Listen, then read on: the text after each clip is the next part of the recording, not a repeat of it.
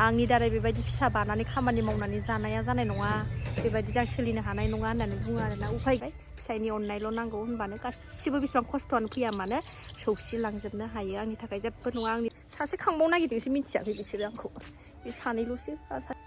खुलुमबाय नायगिरिफोर फिन खनसेबाव आंनि गोदान मोनसे भिडिअ नोंथांमोनखौ बयखौबो गोसो गोरबोजों बरायग्रोबाय नै ट्रेन फैलायबाय पपा होनलायगासिनो दङ थ' नायलां सराफोर दिनैनि भिडिअखौ बननानै जोबजासिम जायफ्रा डेलि ब्लग भिडिअखौ नायनो मोजां मोनो आरोना अननानै दसेबाबो टाइम होनानै नायदोलाय दुगैस्रां लोबस्रां फुजा होनानै लाखांबाय दा जों बाजाराव थांनो ओंखारनो नागिरदों आरोना लामाथिं थांनो लिंगासिनो दङ न'आवनो थाया माने ओरैबायदि जारला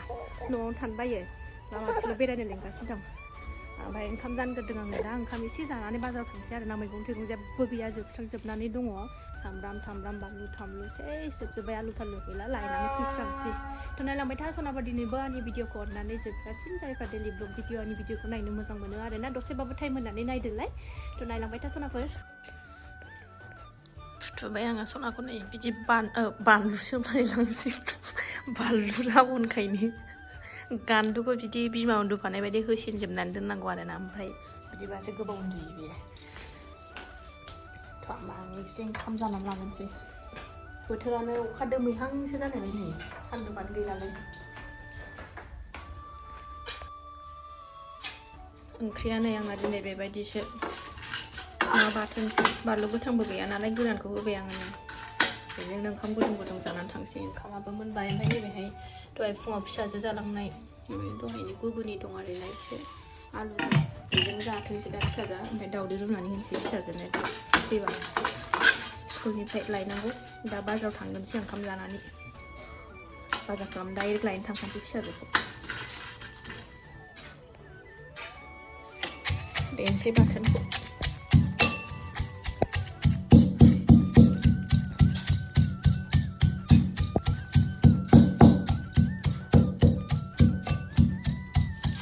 दिनै जेबो गैया आरोना सनाफोरनि बाथोनल'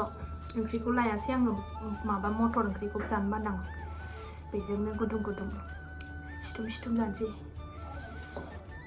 जेबो ओंख्रि गैखाला जोबस्रांजोबनानै दं टमेट' थाइथामल'सै ओमफ्राय आलु मोननै मोनथाम दरनै दरथाम उखुन्दैया जि खुग्लुंदों नै ओंखाम गुदुंनो बोथोरानो जि गुसु जालायबाय बोथोरा गुसुथार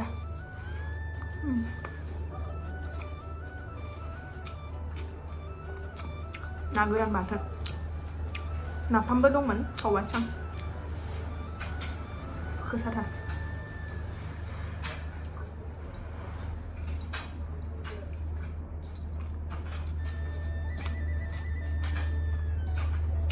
बेसे बेदर जानायखौल' देखायबाय थानो ना सनाफोर एखमबा ना बाथोन बानलु बाथोनजों जानायखौबो देखायनांगौ ना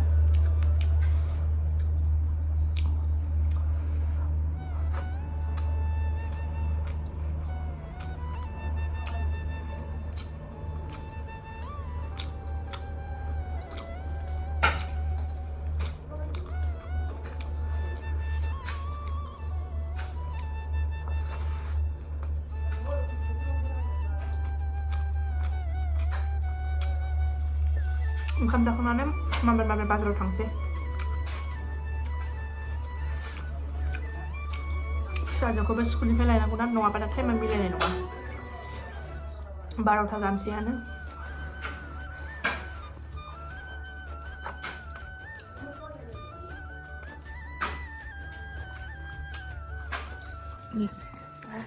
ओंखाम जाखांनानै लाबाय माया उन्दुदोंना दसे उन्दुथोंसै नङाबा दा आद्रा खिद्रा जाबा गाबलायगोन नालाय ओंखायनो दसे फुथुगोरनानै लानोसै ओमफ्रायो दसे उन्दुथोंसै ओमफ्राय थांनोसै सिखारबाथाय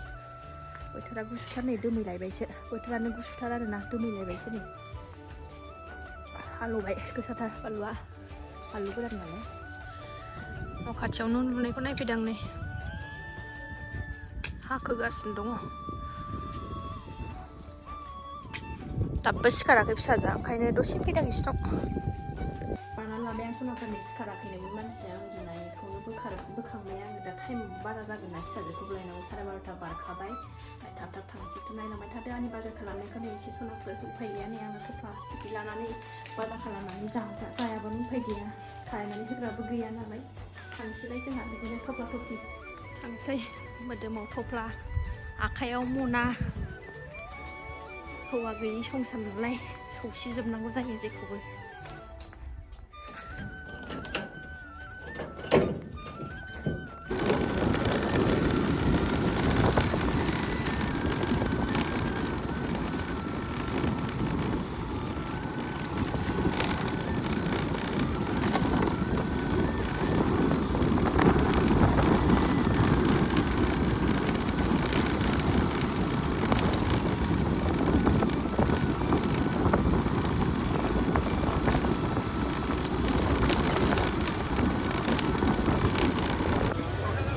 बाजार मोनफैबाय आङो नै र' हाहैयासो टमेट' जासिदों 20 थाखा केजि होननानै बिस्थिबार नालाय बाजारा भिरथार दिनै आलु आरि लायग्रोनोसै हौरे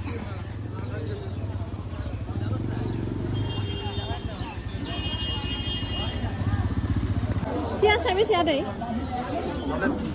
25 थाखा दं 30 थाखा जाया आलुआलाय आलु 15 थाखा खम जाला हरदो सेरथाम हरदो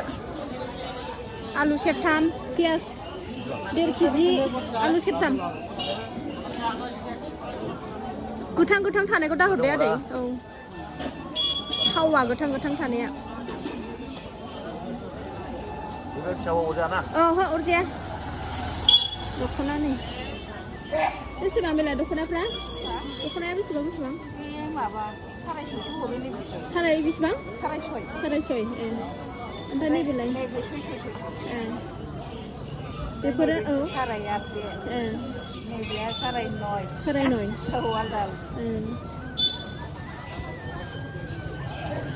ओमफ्राय नैबे हाजार माइदि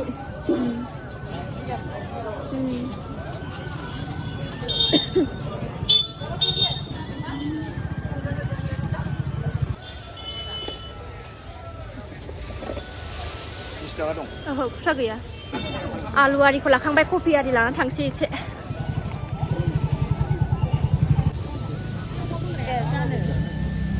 किमान दाम न'निनो नंगौना नङा लांसै सान्द्रि आरि फानसो खाथारदों नै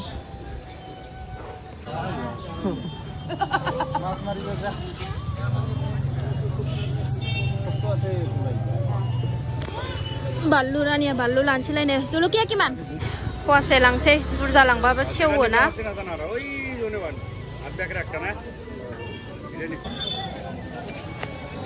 बान्दा कबि लाबाय नै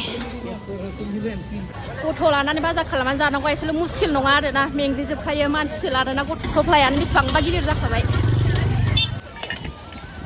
20 थाखानि हरदो दे मिलायनानै टमेट' फिसा औ गोखैबो आराम जायोना एसेयानो औ नङाबा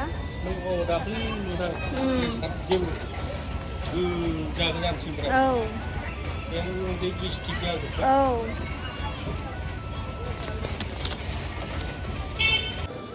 गय लायनि गय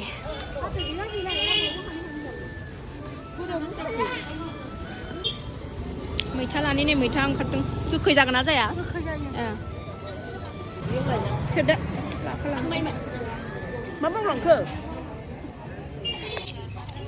थासुमलि लाखांजोब्बाय नांगौआनो जोबा मोनसे ओंखारबाय थायो बुस्थुआनो सुङा पापर लादों आङो बिराद गोथाव मोनो नालाय फिसाजा जानो ओंखायनो बुजोब्बाय नै मनाया थांसै एबार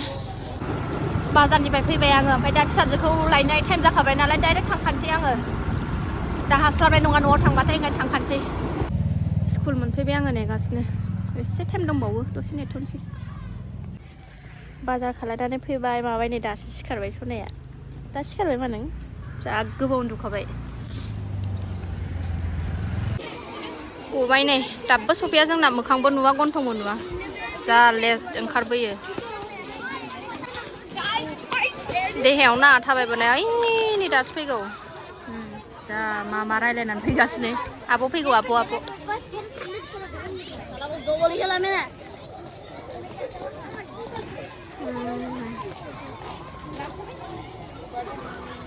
फैद' न'आव थांगोनसै जों होमबा जिबनानो आंना सिगाङाव थफ्ला उनावबो थफ्ला आरो गारियावबो मैगं थफ्लायानो थफ्ला आरोना संसारानो आंना दासान्दि थफ्लाथ' मोनफैबाय न'आव फिसाजाथा लाखिदों आंखौ साबस्क्राइबारफ्रा बुङो आरोना सोरबा माबायदि संसार बिदिनो साबस्क्राइबारफ्रा सोरबा बुङो आरोना आंनि दारै बेबायदि फिसा बानानै खामानि मावनानै जानाया जानाय नङा बेबायदि जों सोलिनो हानाय नङा होननानै बुङो आरोना उफाय गैया माथो खालामनो आरोना सनाफोर आंनिनो संसार आंनिनो फिसा आंनिनो न'खर बा आंथ' गारनानै थांनो हायाना उफाय गैया समा जेरै थिनदों बिदिनो खारफालांनांगौ जायो आरोना माथो खालामनो समा फैयोब्ला सौसिलांनांगौ जायो माथो खालामनो आरोना बेबायदिनो सौसिलांनांगौ जायो जेबो नङा आङो जेबो मोनला आरोखि ना बेबायदि संसारखौ बेबायदि खस्थ'खौ आं जेबो मोनला आरोखि ना आंनिसो संसार नालाय माथो खालामनो फिसानि मोखां नुबानो बावजोबलाङो बेसेबां खस्थ' बेसेबां माबा माने बेसेबां खस्थ' हाजारखि खस्थ'आनो जाया मानोना फिसानि मोखां नुबानो बावलांजोबो आरोना ओमफ्राय फिसायनि अननायल' नांगौ होनबानो गासिबो बेसेबां खस्थ'आनो फैया मानो सौसिलांजोबनो हायो आंनि थाखाय जेबो नङा आंनि थाखाय ओंखाम ओंख्रि गेलेनायसो जाबाय आरोना बेफोरो थ' बेनोसै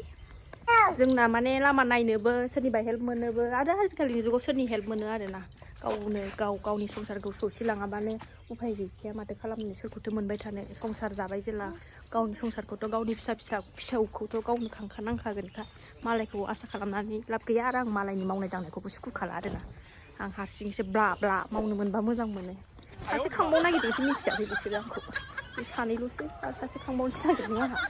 मिथियाखै बिसोरो जेबो नङा दाथ' ओंखारबावबाय जोलैया गोदो गोरबोआव लानानैनो उदैयाव लेर लानानैनो फिसाखौ स्कुलाव दोनलांलाय लायलाय लाबोलाय खालायदों आङो जासान्दि स्कुटि सालायबाय थादों आङो आरो दालाय गबावबायसो गथ'आ दालाय मोखाङावसोबाव जेबो नङा आंनि थाखाय जेबो नङा आरोना जेबो नङा जेबो सानाङा बेबायदिखौ ओंखाम ओंख्रि गेलेनायसो सानसै आङो बाजार खालामनानै फैनानै नै बिदि बोख्लायफैनांगौखौनो ओरैबायदि बायो आङो जाबस्रांनांगौखौनो बाथारो आरो आङो आयौ गिलिरथार नै